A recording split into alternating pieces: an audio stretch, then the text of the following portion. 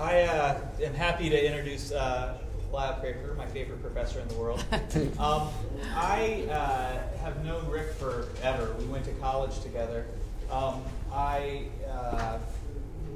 first went into private, or when I graduated from law school, I went into practice as a criminal defense lawyer.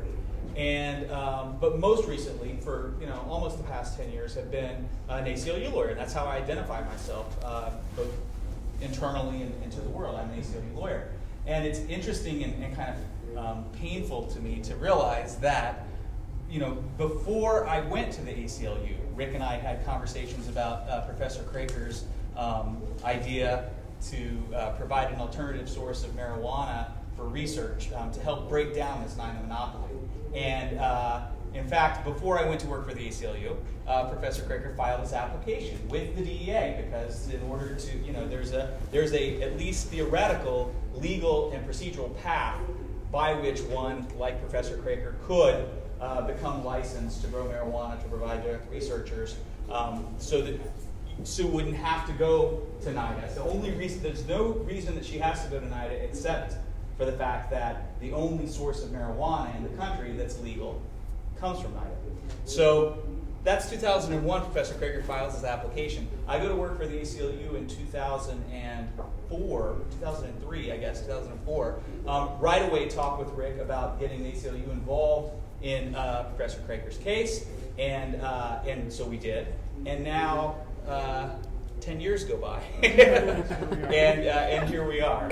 So I'll talk with you a little bit about where the case is at in a moment, but I want to let Dr. Craker talk to you about his own experience, what the project would be, the process that you went through to get the approval of the folks at the university, and support of lots of people in Congress and other places around the country, and what it's been like to fight this battle. Well, I think it's been interesting to fight the battle. Some of you have probably heard the story before, but let me run through it a little bit to how we approach where we are. 11 years, or 10 years gone by seems a relatively short time, but yet when I look at the calendar, it's a relatively long time. Initially, I was approached by the state of Massachusetts in the 1990s about the possibility of growing marijuana. We run a medicinal plant program at the University of Massachusetts, which I guess I kind of founded there, where we have a lot of instruction in medicinal plants, plant material. I think we're currently offering about 9 courses in medicinal plants. None of them contain any information on marijuana, except once in a while when I give a little lecture on it. But the emphasis has been on primarily on the myth and tradition and science associated with these plant materials. And I always emphasize to students that we live in an age of science, and that's the myth of dealing with plant material and the traditions of using certain plant material because your grandfather and your great-grandfather used it is gone by. But when we come to marijuana, I find that there's another agency that controls this. It doesn't believe in science, and that's politics. Nothing came of the 1990s. I just had a request from the dean to come up and speak to him. Would I be able to do some, interested in growing some marijuana for the state if they asked? And I said, seems like a plant material to me that we could certainly grow, and I'd be willing to do that. And then in about 2000 or 1999 maybe, Rick came to me and asked me about the possibility of growing some marijuana. And again, I got a little bit more informed as he went through some of the procedures that would be required. The first thing that we filed the application, and the first thing I noticed then was some DEA agents, Drug Enforcement Administration agents, coming to campus. They wanted to meet with the president of the university, the chancellor of the university, the provost of the university, the head of the research part of the university, my department head, and me to talk about this. Well, the head of the research, my department head, and my dean came, but the chancellor and the president didn't make it. I guess they didn't think it was that important. and it wasn't. The DEA agents were very nice and cordial at the beginning, and then they began the hard questioning. The hard questioning primarily consisted at the time of warning the university of the tragic effects if they did allowed me to grow marijuana on campus here. The essence was that the university would be looked at unfavorably by donors and people. They warned about, as I heard from Arizona here, about grants. I have to confess, my university stood up and said, sounds like good research to us and something that should be done. We're all in favor of this. So the DEA agents went away a little bit disappointed that time. They came back, and this is one of my favorite stories, although, again, some of you have probably heard that. They wanted to know where I was going to grow this material as part of their investigation.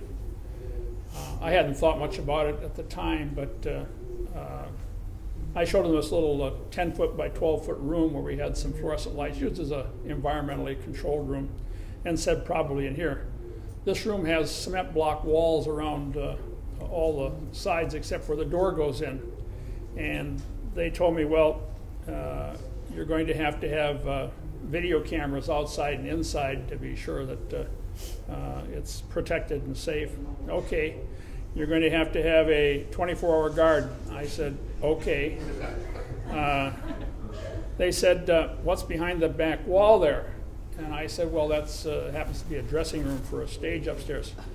Well, you're going to have to put up a steel barrier there. I said, okay, but why? And they said to me, well, somebody could rent a jackhammer and jackhammer through the wall. And I said, yes, but wouldn't my 24-hour guard hear the jackhammer?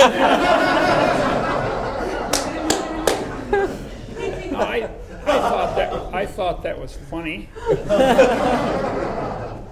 They did not think it was funny. I never did, But anyway, that's the essence of.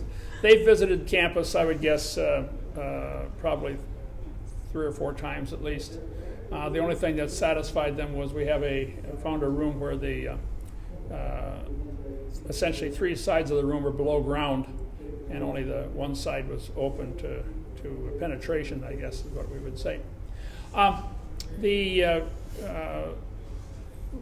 When we initially applied, of course, we did not get an answer to our request for growing the marijuana, and this continued for several years before we finally had to go to court in order to get them to make a decision.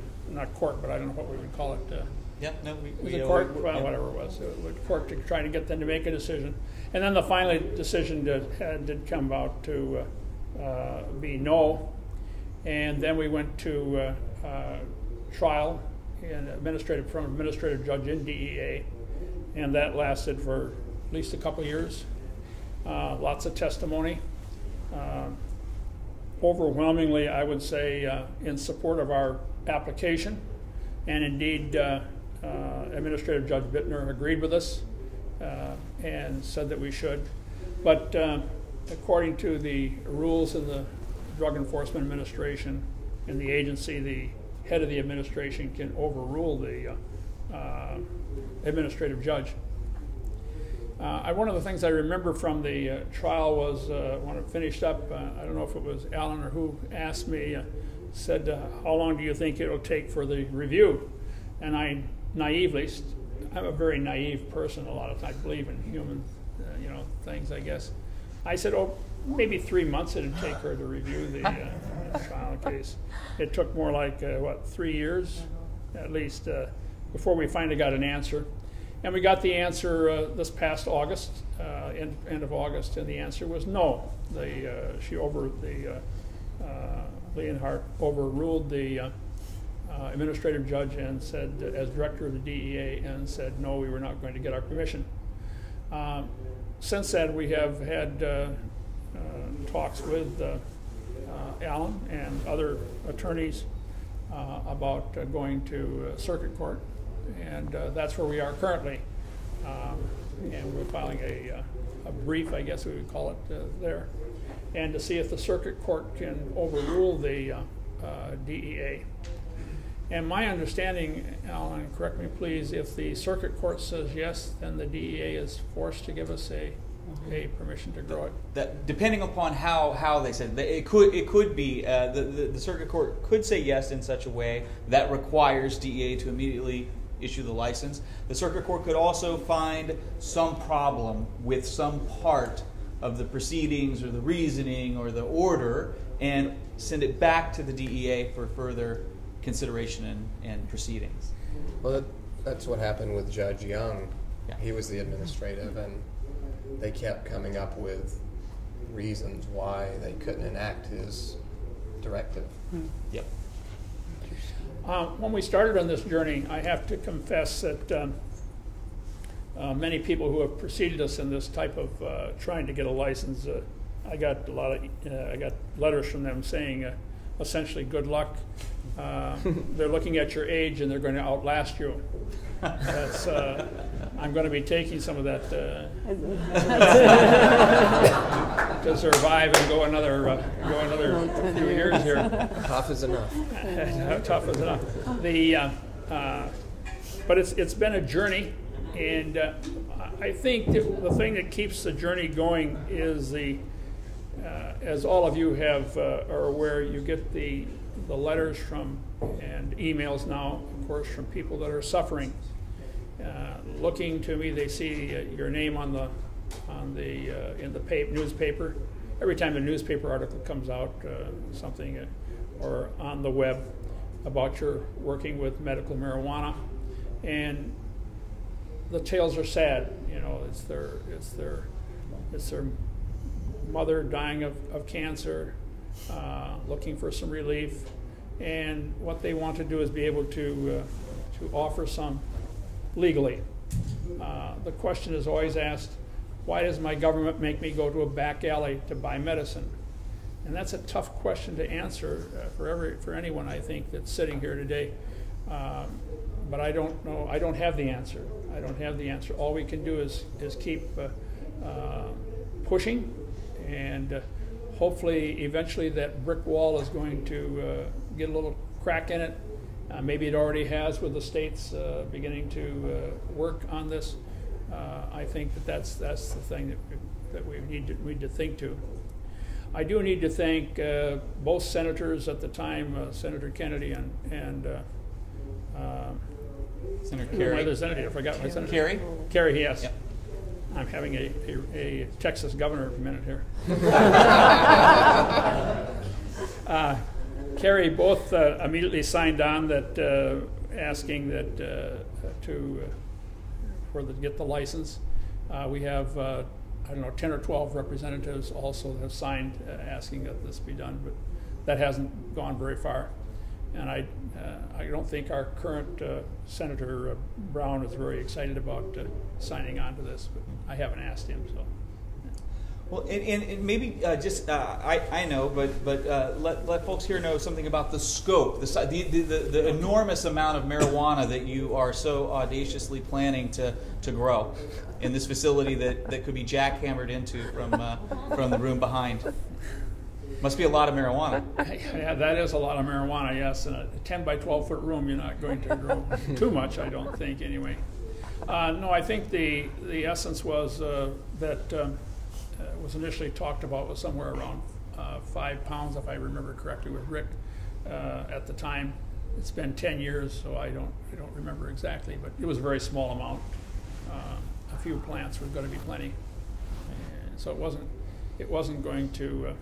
It wasn't going to do any harm. The essence was, I think the essence was the DEA agents when they came to visit me was, you're going to be supplying the entire campus. I tried to tell them that I didn't need to supply campus. I'm on a campus, and university already has plenty of supply. But you know, I've always said that and I think it's probably true, the DEA agents I talked to were nice people. I understood that they were charged with preventing this material. Talking with them, I thought that they were open the agents themselves were open and realized this is something that should be done. But I kept reminding myself that they were police officers, essentially police officers. They had families, they had to have a job, were working, and had to take this official line, which they did very well. Yeah, the case is amazing because it really does. As Lyle has described, there's this two-layer process. We had to first go after years. It took years to get to the place where we had a hearing in front of an administrative law judge. Initially, they said they lost the application and had to refile it, and then, despite the fact that you had received a file stamped copy saying that they had gotten it, every step of the way, DEA has delayed, to the maximum extent that they could. I mean, we did go, filed a complaint with the agency and then went to court saying that they had delayed in acting on the request for a license and had to get an order. We didn't actually have to get the court order. Once we filed the papers, they went ahead and said, okay, we'll decide. The answer is no. And that decision, the answer is no, is what triggered Professor Craker's right to a hearing in front of an administrative law judge. But then, the pre-hearing procedures took years. The hearing itself took, we had about 10 days of testimony, but it spanned probably 6 months altogether, and even longer than that if you count the pre-trial briefing and the post-trial briefing. But the legal standard here is, and it's a little complicated, but what we're talking about is this NIDA blockade that we've been referring to, right? There's no law that says there can only be one source of marijuana and it's got to be NIDA.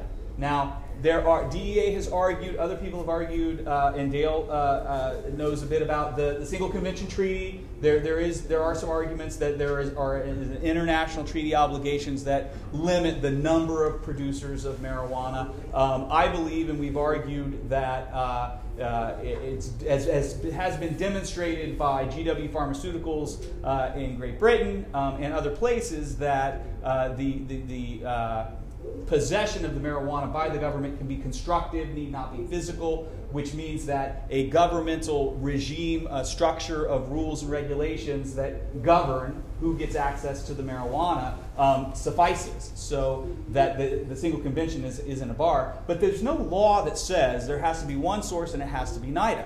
The law that we're dealing with that gives NIDA this control is that in order to get NIDA's marijuana, you have to go through this PHS review, right? And it's similar to the review that you would go through if you were trying to get money from NIDA for research. But even if you're not trying to get money, if all you want is marijuana to do studies like Sue's that are independently funded, you still have to get permission from NIDA to get NIDA's marijuana. But there's no law that says that no one else can provide marijuana. It's just that in order to produce marijuana, you must be licensed by the DEA.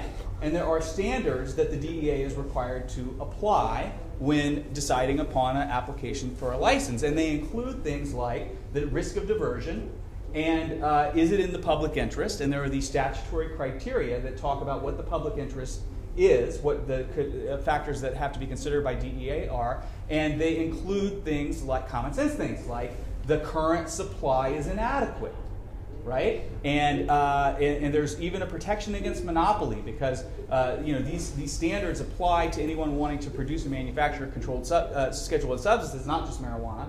And so, as most of you know, there are any number of labs, DEA licensed labs, from which a researcher appropriately certified by DEA can purchase other Schedule I drugs. So there are anti-monopoly factors built into the DEA's criteria, so that the DEA is supposed to license the minimum number of producers necessary to both provide an adequate supply and yet prevent a monopoly and prevent monopoly control. Well, the only source is NIDA, and so it's a complete and total monopoly. And that's what we pointed out. We had an economist from Harvard came and testified, among other people, about what a monopoly is and why NIDA's sole contract resulted in a monopoly. But one of the problems that we had was this inadequate supply, right? Because what the DEA said and what NIDA said, they put witnesses on to testify, including Dr. El Soli, who grows the marijuana for NIDA at the University of Mississippi. He said, I got lots of marijuana. I got hundreds and hundreds of pounds of marijuana. It's in deep freeze. And there's no problem with supply. And what we said was, well, no, the supply is inadequate for research, and we can show you that it's inadequate by showing you FDA-approved protocols that have been refused. So it doesn't matter how much NIDA has. If they're only making tiny little bits of it available, that's an inadequate supply.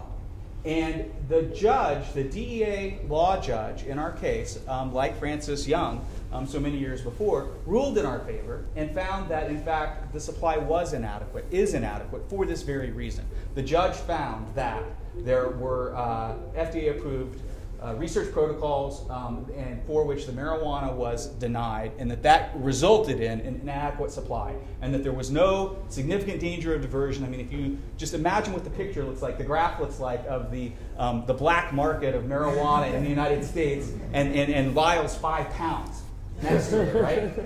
The DEA, though, they pulled out all the stops. I mean, they put on witnesses to disparage. We had Senator Vasconcelos come and testify to explain about CMCR, because part of what the DEA said was, hey, we've provided marijuana to CMCR.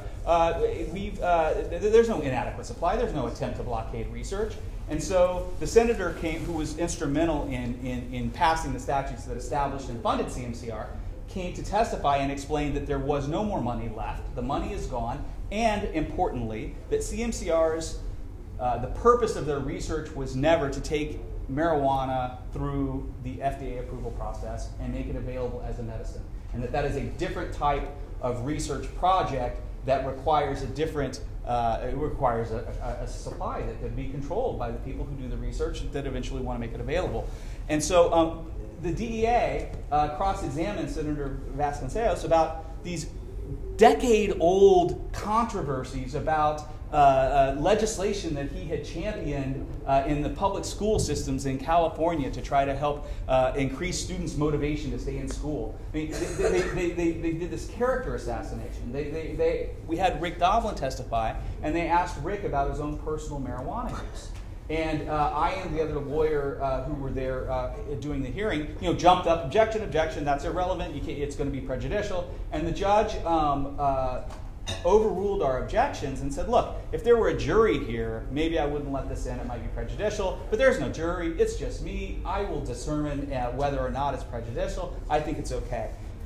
Now, the fact that she ruled in that way didn't mean that Rick had to answer the question. And he had a Fifth Amendment right not to answer the question.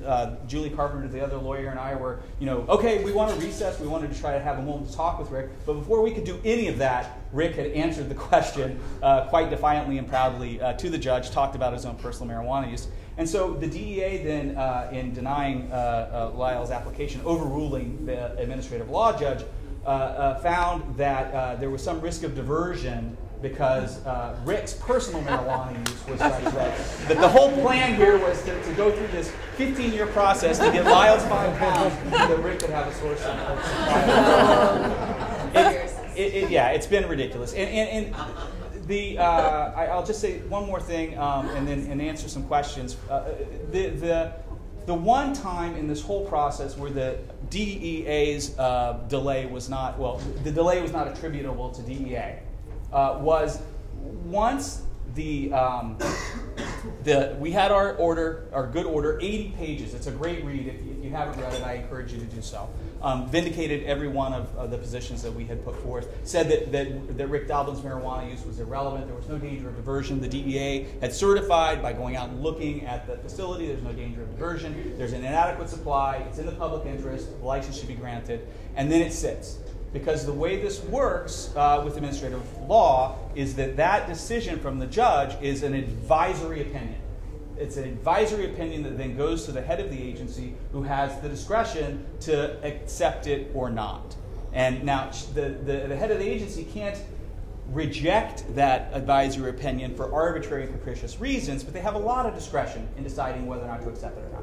So we have the decision from the administrative law judge in our favor, and we're waiting for the DEA to answer, and then we get then the election happens. Yes. Right? And so Obama comes into office. And so we think to ourselves, well, this is good news. Good news. He's going to get to appoint a new head of the DEA. Surely this will be better than the person who's been running the DEA, who was a woman named Michelle Leonard, who was the acting director of DEA. And so we did some things internally to kind of slow the process down a little bit, because we wanted to have the new head of DEA in and have them take a second look at the case. But instead, on the eve of Obama's inauguration, the DEA issued their final order, saying no, right? But they did it in such a way that left a little door open for us, because they were sloppy. Their lawyers in writing the opinion were sloppy, and they relied upon little pieces of information, not ground-shaking, not hugely material, but significant pieces of information that had not been presented at the trial. They brought in new stuff to justify saying no. And under the Administrative Procedures Act, that gave us a right to ask for to be able to respond to that evidence. And so we did that. We filed a motion to reconsider, and then we're waiting, hoping that the new head of DEA would come in and that they would take a second look. But then instead, President Obama appointed Michelle Leonard to be the head of DEA. And then another 18 months went by, and she issued her decision, finally rejecting the application. So now what happens is we have the right to go into the Court of Appeal, a Federal Circuit Court of Appeal. You don't have to go to a district court first, as you would normally, because the administrative law proceedings are considered to be the trial proceedings. And so we've filed an appeal in the First Circuit in Boston with the Circuit Court of Appeal. And Rick has recruited a very good law firm, Covington & Burling, who are representing Professor Craker pro bono. And the ACLU remains involved in the case, but they're really pulling the laboring oar. And I'll close with this, a testament to, you all know Rick Doblin's indefatigable energy, right? I mean, he is here for the conference. He's doing all the work that he's doing. He's next door, I think, in the psychedelic research workshop all day today, and somehow I see the emails coming through that he managed to review this 80-page brief that the law firm just prepared for us sometime today, and got his comments back to the lawyers. So we'll be filing that next week, next Thursday, and we will see. It is an uphill battle. The Court of Appeal has only limited grounds upon which they could reverse the head of the DEA. We think we've given them good reasons to do that. And so, fight goes on. Yeah, questions? On what grounds might they reverse? Well, I haven't reviewed the latest draft of the brief, but I can tell you that certainly we believe that they have committed legal error. The DEA has committed legal error in their interpretation of the Single Convention Treaty. So they say that because of the Single Convention Treaty, there can only be a single manufacturer, and that must be a government agency.